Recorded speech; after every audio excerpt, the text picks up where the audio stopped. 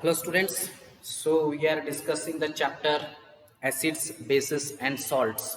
Okay, so this is your second chapter, acids, base and salt. Remaining chapter full perfect agrippa, electricity,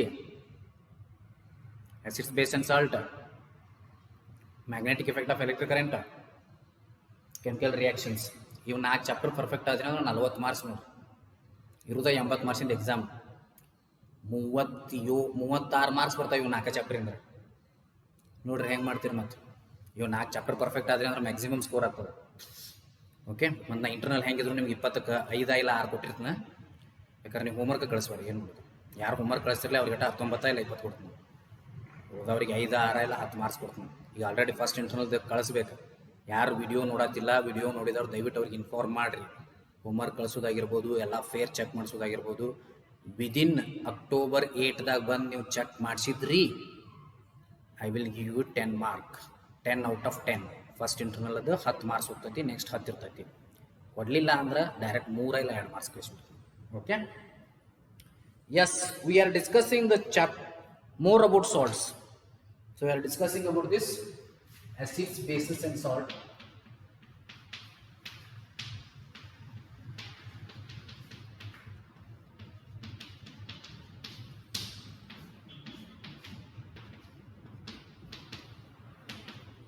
Yes, more about salts. What is more here about salts?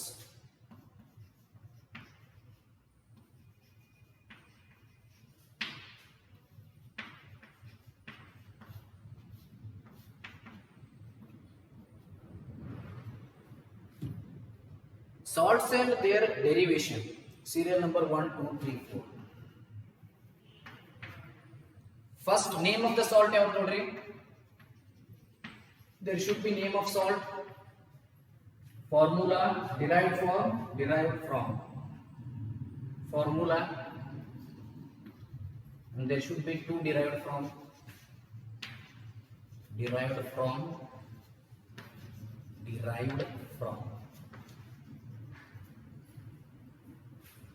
Potassium sulfate.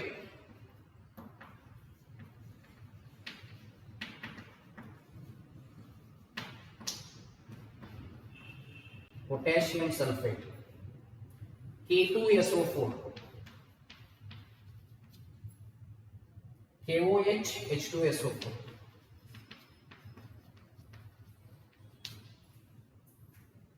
Second one, sodium sulfate. Sodium sulfate. Na2SO4. Derived from NaOH H2SO4. NaOH H2SO4. Sodium sulfate. Sodium chloride, ammonium chloride. Sodium chloride. Last one, ammonium chloride. Ammonium chloride.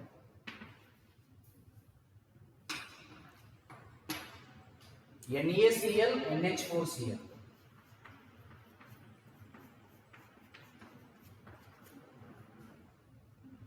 NaOH, NH4OH.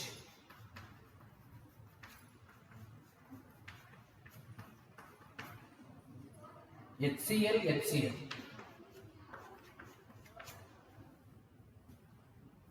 Note, NaCl and Na2SO4 belongs to the family of sodium salts as they have the same radicals. Similarly, NaCl and KCl belong to the family of chlorides. They have chloride salts. Yes, noted.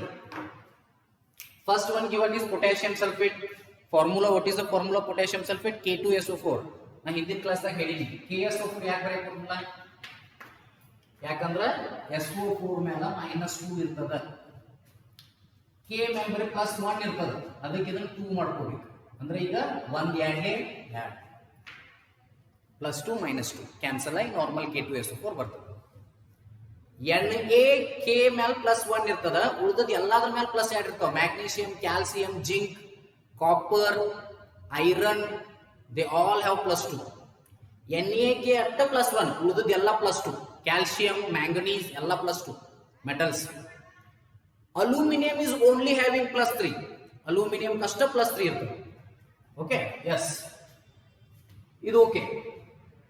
So ಇವ್ radical ಅಂತ K +2 ಅದ, K +1 ಯಾರ್ದಾವು +2 ಆತ. Positive radical ಏನ್ ಅನ್ಬೇಕು? Positive radical.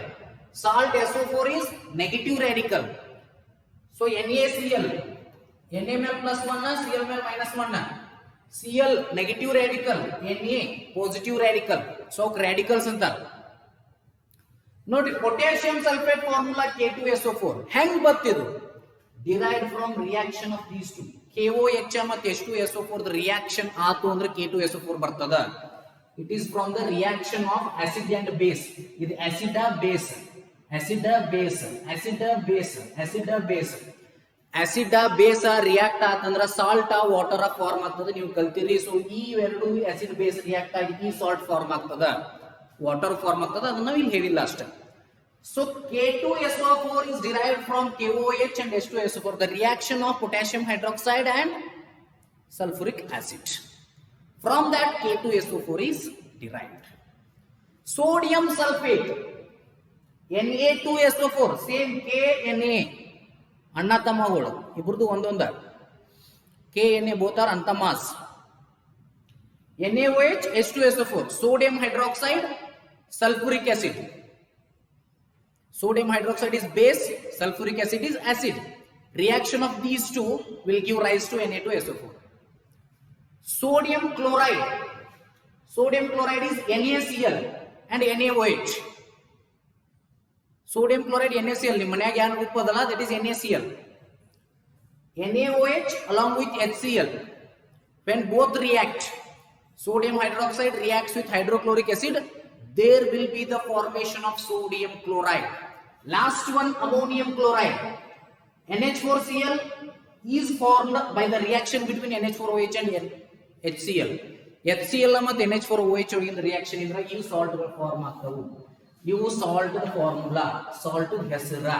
Potassium sulphate, sodium sulphate, sodium chloride, ammonium chloride. ನಾಲ್ಕ ಅಲ್ಲ, ಇಂಥವು ಎಷ್ಟು ಬೇಕಾದ್ ಬರಿಬಹುದು. ಪೊಟ್ಯಾಸಿಯಂ ಸಲ್ಫೇಟ್ ಆಗಿ ಪೊಟ್ಯಾಸಿಯಂ ಕ್ಲೋರೈಡ್ ಬರಿಬಹುದು, ಅಮೋನಿಯಂ ಸಲ್ಫೇಟ್ ಬರಿಬಹುದು, ಬೇಕಾದ್ ಬರಿಬಹುದು. ಕಾಪರ್ ಸಲ್ಫೇಟ್ ಬರಿಬಹುದು, ಕಾಪರ್ ಕ್ಲೋರೈಡ್ ಬರಿಬಹುದು. Manganese, magnesium sulphate, magnesium chloride. ಈಗಾಗಲೇ ಹೇಳಿಬಿಟ್ಟನ, ಮೆಟಲ್ ಜೊತೆ ಕ್ಲೋರೈಡ್ ಅಥವಾ ಸಲ್ಫೇಟ್ ಅಥವಾ ನೈಟ್ರೇಟ್ ಬಂದ್ರೆ that is a salt. 4 example ಕೊಟ್ಟಿವಿ ನಾವಿಲ್ಲಿ. They have given it for examples. You can find many number of salts. Metal ಕೂಡ 3 ಸೇರಿಸ್ಬೋದು ಹೋಗ್ಬಿಡುದು. SO4 ಕ್ಲೋರಿನ್ NO3 ಸೇರಿಸ್ಕೋತ ಹೋದುದು ಎಲ್ಲ ಸಾಲ್ಟರಿ. Okay, S. ಸೊ ಇವು ಕೇಳಿದ್ವಿ ನಾವು ಕ್ಲೋರೈಡ್ ಸಾಲ್ಟ್ಸ್ ಹಾಕಿವಿ. ಇಲ್ಲಿ ನೋಡ್ರಿ, Cl ಸೇಮ್ ಐತಿಲ್ಲ, ಕ್ಲೋರೈಡ್ ಸಾಲ್ಟ್ ಅನ್ಬೋದು ಇವು. ಮುಂದೆ ಇಲ್ಲಿ ಎರಡು ಕಡೆ Na ಸೇಮ್ ಐತಿ, ಸೋಡಿಯಂ ಸಾಲ್ಟ್ಸ್ ಅನ್ಬೋದು. ಎರಡು ಇದ್ದು ಅಂದ್ರೆ these two belong to the group of sodium salts, these two belong to the group of chloride salts. So ಅವು ಯಾವ್ದ್ರ ಮೇಲೆ ಅದ ಅನ್ನೋದು ಡಿಪೆಂಡ್. ಸೊ ಎರಡು ರ್ಯಾಡಿಕಲ್ ಇರ್ತಾವ, ಪಾಸಿಟಿವ್ ರ್ಯಾಡಿಕಲ್. ಅವು ಎರಡರಾಗ ಒಂದ ಸೇಮ್ ಇದ್ರು ಆ ಗ್ರೂಪಿಗೆ ಅದನ್ನ ಕನ್ಸಿಡರ್ ಮಾಡಬಹುದು. So we can consider them. Okay, so ನಾವು these about salts. Hope fine everything. Next, importance of pH in our daily life. ನಮ್ಮ ಡೈಲಿ ಲೈಫ್ ಒಳಗ pH ದ ಇಂಪಾರ್ಟೆನ್ಸ್ ಎಷ್ಟದ, कितना हाई री pH का importance, that one we have to study here. Importance of pH in our digestive system. ಅದರೊಳಗೆ first one ಯಾವುದು? Importance of pH in our digestive system. pH level of our body regulates our digestive system. pH level of our body regulates digestive system. ನಮ್ಮ ಬಾಡಿಗಿರೋ pH ಏನು ಮಾಡ್ತದ, ನಮ್ಮ digestive system ಅನ್ನು control ಮಾಡ್ತದ. It controls the digestive system. In case of indigestion, our stomach produces acid in a very large quantity, because of which we feel pain and irritation in our stomach. ನೋಡ್ರಿ, digestion ಸರಿ ಆಗಲಿಲ್ಲ ಅಂದ್ರೆ ಏನಾಗ್ತದ, acidity ಆಗ್ತದೆ. ಯಾಕೆ ಹೇಳ್ರಿ? So every time we eat food, so ಒಂದು time set ಆಗ್ತದೆ, ಸ್ಟಮಕ್ ಏನು ಮಾಡ್ತಿರ್ತದೆ, ಆ ಟೈಮಿಗೆ HCl ರಿಲೀಸ್ ಮಾಡ್ತಿರ್ತದೆ. ಹೊಟ್ಟೆ ಒಳಗೆ ಆಸಿಡ್ ಇರ್ತದೆ ರೀ, ಕಾನ್ಸಂಟ್ರೇಟೆಡ್ ಅಲ್ಲ, ಡೈಲ್ಯೂಟ್ HCl ರಿಲೀಸ್ ಆಗ್ತಿರ್ತದೆ. ಸೊ ಡೈಲ್ಯೂಟ್ HCl ರಿಲೀಸ್ ಆದದ್ದು ಏನಾಗ್ತಿರ್ತದೆ ಹೇಳ್ರಿ, ಫುಡ್ ಅನ್ನು ಡೈಜೆಸ್ಟ್ ಮಾಡ್ತಿರ್ತದೆ. ಬಟ್ ಸರಿಯಾಗಿ ಫುಡ್ ಡೈಜೆಸ್ಟ್ ಆಗಲಿಲ್ಲ, ಸರಿಯಾಗಿ ನೀವು ಊಟ ಮಾಡಲಿಲ್ಲ ಅಂದ್ರೆ ಏನಾಗ್ತದೆ? ಎಚ್ ಎಲ್ ರಿಲೀಸ್ ಆಗೋ ಟೈಮಿಗೆ ರಿಲೀಸ್ ಆಗ್ತದೆ, ನೀವು ಊಟ ಮಾಡಿರೋದಿಲ್ಲ, ಸೊ ಆಸಿಡಿಟಿ ಕ್ರಿಯೇಟ್ ಆಗ್ತದೆ. ಫಾರ್ ಎಕ್ಸಾಂಪಲ್, ಎವ್ರಿ ಡೇ ಮಧ್ಯಾಹ್ನ ನೀವು 2 ಗಂಟೆಗೆ ಊಟ ಮಾಡ್ತೀರಿ ಅನ್ಕೋ, ಎವ್ರಿ ಡೇ ಆಫ್ಟರ್ನೂನ್ 1:15 ಊಟ ಮಾಡ್ತೀರಿ. ಫಾರ್ ಸಮ್ ರೀಸನ್ 2 ದಿನ ಊಟ ಮಾಡಲಿಲ್ಲ ನೀವು 1:15, but 1:15 already H C L set ಆಗಿರ್ತದ, ಸ್ಟಮಕ್ ಸೆಟ್ ಮಾಡಿರ್ತದ, ಅದನ್ನ ಎಚ್ ಸಿ ಎಲ್ ರಿಲೀಸ್ ಆಗುವಂಗ ಎಚ್ ಸಿ ಎಲ್ ರಿಲೀಸ್ ಆಯ್ತು, ಬಟ್ ಫುಡ್ ಇಲ್ಲ ಅಲ್ಲಿ. ಸೊ ಫುಡ್ ಅನ್ನು ಡೈಜೆಸ್ಟ್ ಮಾಡಕ್ಕೆ ಯೂಸ್ ಆಗಬೇಕಾಗಿತ್ತದ, ಫುಡ್ ಇಲ್ಲ, ಸೊ ಹಂಗ ಉಳಿದು ಬಿಡ್ತದೆ ಎಚ್ ಸಿ ಎಲ್. ನೆಕ್ಸ್ಟ್ ಡೇನು ಹಂಗೆ ಉಳಿದು ಬಿಡ್ತದೆ.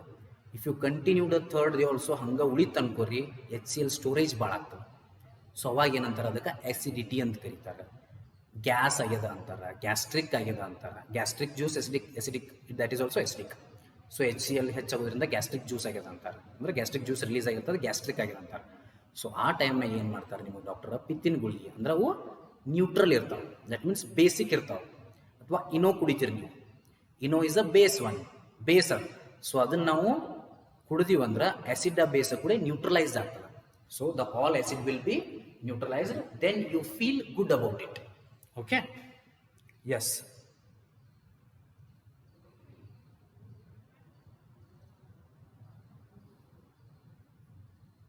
To get relief from this pain, antacids are used. A pain in the relief ತಗೋಬೇಕಂದ್ರೆ what we use is antacids. Okay, these antacids neutralizes the excess acid and we get relief. So ಈ antacids ಏನು ಮಾಡ್ತಾವು, they neutralize the excess acid and due to that we get the relief. So this is regarding pH in our digestive system. Second one, pH of acid rain. We have to go through the pH of acid rain. pH of acid rain. pH of acid rain. Okay.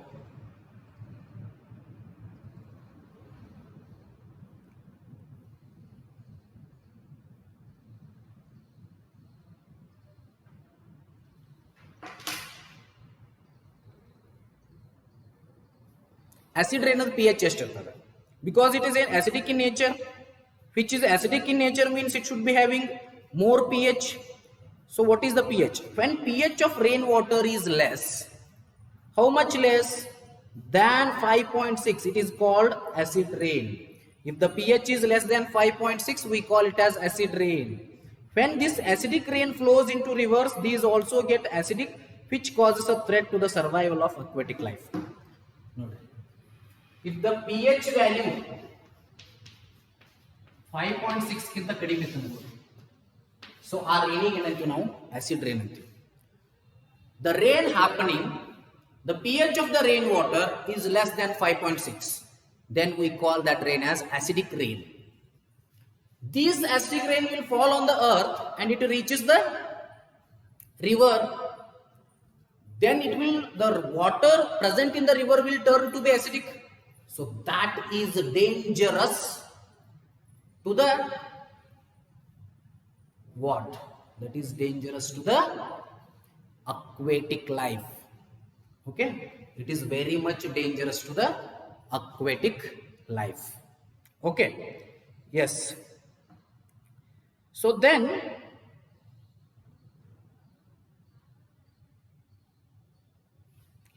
pH of soil. So this is pH of acid rain over pH of soil. Plants require specific range of pH for their healthy growth. So plants again bakery, they require the specific range of pH for healthy growth. If pH of soil of any particular place is less or more than the normal, then the farmers add suitable fertilizers to it. ನೋಡ್ರಿ, P H ಈ plant ಬೆಳಿಬೇಕಂದ್ರೆ ಒಂದು normal P H ಇರಬೇಕು. ಅತಿ ಅಸಿಡಿಕ್ಕು ಇರಬಾರ್ದು, ಅತಿ basic ಇರಬಾರ್ದು. ಒಂದು ಹೊಲ ಅದಪ್ಪ, ಹೊಲದಾಗ ಪ್ಲಾಂಟ್ ಬೆಳಿಬೇಕು, ಆ ಮಣ್ಣೊಳಗೆ ಪ್ಲಾಂಟ್ ಬೆಳಿಬೇಕು. ಸೊ ಅದ್ರದ್ದು ಪಿ ಎಚ್ ನೋಡ್ಬೇಕು, ಮಣ್ಣು ಪರೀಕ್ಷೆ ಅಂತ ಮಾಡ್ತಾರೆ.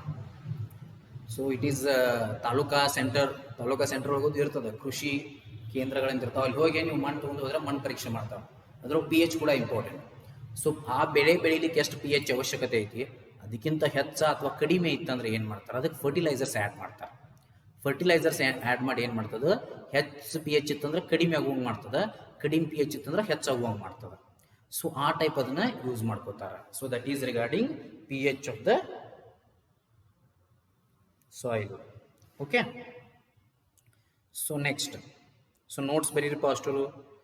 ಇದನ್ನ ಐತ್ಲ ಆ್ಯಪ್ ಒಳಗಿನ ನೋಟ್ಸ್ ಬರೀರಿ, ಅಥವಾ ಲರ್ನ್ CBSE ಒಳಗಿಂದ ನೋಟ್ಸ್ ಬರೀರೋ ಮರ. ಒಟ್ಟು 8ನೇ ತಾರೀಕು ಅನುಕ ನೋಟ್ಸ್ ಬರೋದು ತೋರಿಸ್ಲಿಲ್ಲ ಅಂದ್ರೆ ಮಾರ್ಕ್ಸ್ ಕೊಡೋದಿಲ್ಲ. ಎಸ್, ಯಾರ್ಯಾರು ನೋಡಾತೀರಿ, ನನಗೆ ಅನ್ಸಿದ ಮಟ್ಟಿಗೆ ಒಂದು 10 ಭಾಳ ಆದ್ರೆ 8ರಿಂದ 10 ಮಂದಿ ನೋಡ್ತಿರ್ತೀರಿ ವಿಡಿಯೋ. ಹೋದವ್ರು ಯಾರು ನೋಡೋದಿಲ್ಲ, ಅದು ನನಗೆ ಗೊತ್ತೈತಿ. ಸೊ ಒಂದು ಕೆಲಸ ಮಾಡಿರಿ, ಯಾರ್ಯಾರು ನೀವು ನೋಡಾತೀರಿ, ಮೇ ಬಿ ಅನುಷ್ಕಾ ನೋಡ್ತಿರ್ಬೋದು, ಹೆಸರು ಹೇಳೋದು ಬೇಡ. ಸೊ ನೋಡ್ತಿರ್ತೀರಿ ನೀವು ಯಾರ್ರಿ. ಸೊ ನೀವು ನೋಡಿದವರು ದಯವಿಟ್ಟು ನಿಮ್ಮ ಫ್ರೆಂಡ್ಸಿಗೆ ಹೇಳ್ಬೇಕು. ಗರ್ಲ್ಸರೇ ಇರಲಿ, ಬಾಯ್ಸ್ ಇರಲಿ. ಬಾಯ್ಸ್ ಯಾರು ನೋಡಾತೀರಿ ಬಾಯ್ಸ್ ಅಷ್ಟು ಫ್ರೆಂಡ್ಸಿಗೆ ಹೇಳ್ರಿ, ಗರ್ಲ್ಸ್ ಯಾರು ನೋಡಾತೀರಿ ಗರ್ಲ್ಸ್ ಅಷ್ಟು ಫ್ರೆಂಡ್ಸಿಗೆ ಹೇಳ್ರಿ. ಓಕೆ, ಹೇಳಿ 8ನೇ ತಾರೀಕು ಬೇಕಾದ್ರೆ ನಿಮ್ಮ ಸಂಬಂಧ ಒಂದು 2 ದಿನ ಹೆಚ್ಚು ಮಾಡೋದನ್ನ 10ನೇ ತಾರೀಕು. So have to send the list before 12 October 12 ಅನ್ನೋದ್ರೊಳಗೆ ನಾವು ಮೇಲ್ ಮಾಡ್ಬೇಕು ಅವರಿಗೆ ಮಾರ್ಕ್ಸದ ಲಿಸ್ಟ್ CBSE ಬೋರ್ಡಿಗೆ. ಓಕೆ, ಅದಕ್ಕೆ ಸೊ ನಾನು ಲಾಸ್ಟ್ 10 ಮಟ್ಟ ನಿಮ್ಗೆ ಟೈಮ್ ಕೊಡ್ತಾನೆ. 8 ಅಂದಿದ್ದೀನಿ, 10 ಮಟ್ಟ ಟೈಮ್ ಕೊಡ್ತಾನು.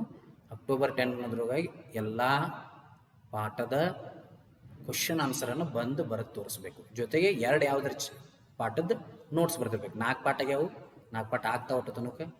ಸೊ 2 ಪಾಠದ ನೋಟ್ಸ, ಉಳಿದದ್ದು 4 ಅಥವಾ 3 ಪಾಠದ, ಇದನ್ನು ಬಿಟ್ಬಿಡ್ರಿ. 3 ಪಾಠದ ಕ್ವಶನ್ ಆನ್ಸರ, 1 ಪಾಠದ ಯಾವ್ದಾರ ನೋಟ್ಸ್ ಬರೋದು ತೋರಿಸ್ಬೇಕು. Okay,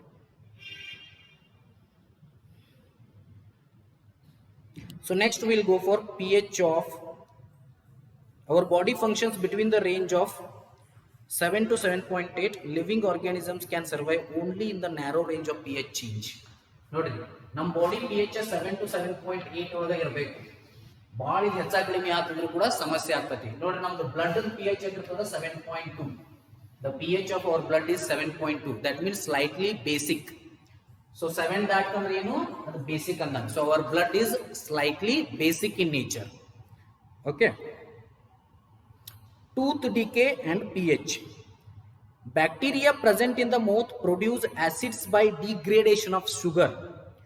bacteria present in the mouth ಒಳಗೆ ಇರ್ತಕ್ಕಂಥ bacteria what they do is they produce acids by degradation of sugar and food particles remaining in the mouth. ಬಾಯಿ ಒಳಗ ಶುಗರ್ ಇರ್ತದ, ಫುಡ್ ಪಾರ್ಟಿಕಲ್ಸ್ ಇರ್ತದ, ಅದನ್ನ ಡಿಗ್ರೇಡೇಷನ್ ಮಾಡಿ ಏನ್ ಮಾಡ್ತಾವು bacteria.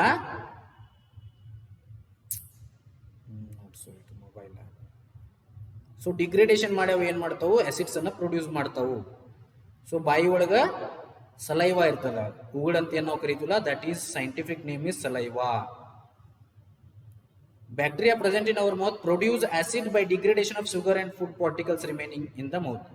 Using toothpaste, which is generally basic, can neutralize the excess acid and prevent tooth decay. ನೋಡ್ರಿ, ನಾವು ಚಾ ಕುಡಿಯೋದು ಅಥವಾ ಇನ್ನೊಂದು ತಿನ್ನೋದ್ರಿಂದ which are acidic in nature, tooth decay ಆಗೋ ಚಾನ್ಸಸ್ ಇರ್ತದೆ.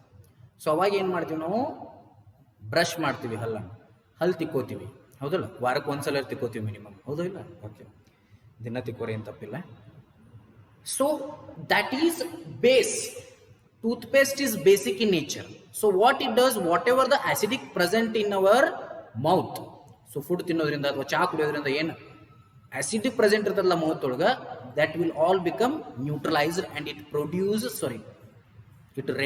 the tooth decay. It prevents the tooth decay.